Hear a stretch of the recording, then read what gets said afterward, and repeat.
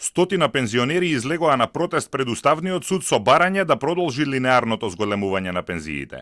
Нивниот протест доаѓа откако Уставниот суд поведе постапка за оценување на уставноста на линеарното наместо процентуално покачување на пензиите.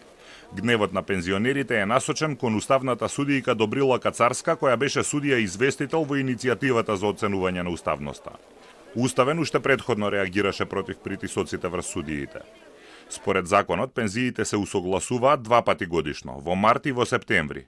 Процентот на зголемување на пензиите зависи од покачувањето на трошоците за живот и од покачувањето на просечната плата. Уставниот ќе испитува дали линеарното покачување предизвикува дискриминација затоа што била различна основицата по која се уплаќале придонеси. Некој работел и уплаќал 40 години, а некој само 15, а ќе добијат исто покачување. Пензионерите кои бараат линеарно зголемување на пензиите прашуваат дали е фер тие со најголеми пензии да добијат најголемо покачување, а тие со најмали да не може да преживеат. Велат дека не е нивна вина што фирмите не им плаќале придонеси. Нашата борба денес не е само за оваа група пензионери што се, него за идните генерации кои ќе бидат пензионери, кои ќе бидат да бидат со чест и достоинство да бидат. Да немат утре да се десе, да немат корка леп да јадат, лековите да не може да си ги купат. Па тоа нели е срамота?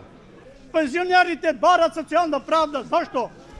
Векина се со ниски пензии, затоа што се биле технолошки вишок, стечени работници, платени со минимално 4-часно работно време. Жртви на транзиција. Платени минимална плата работна време. Затоа сакам да потицирам дека самиот Уставен суд го разгледи став 8, член 8, каде се опфатени темелните вредности. Партијата на пензионери излезе со соопштение во кое го оценува линеарното покачување на пензиите како дискриминирачко.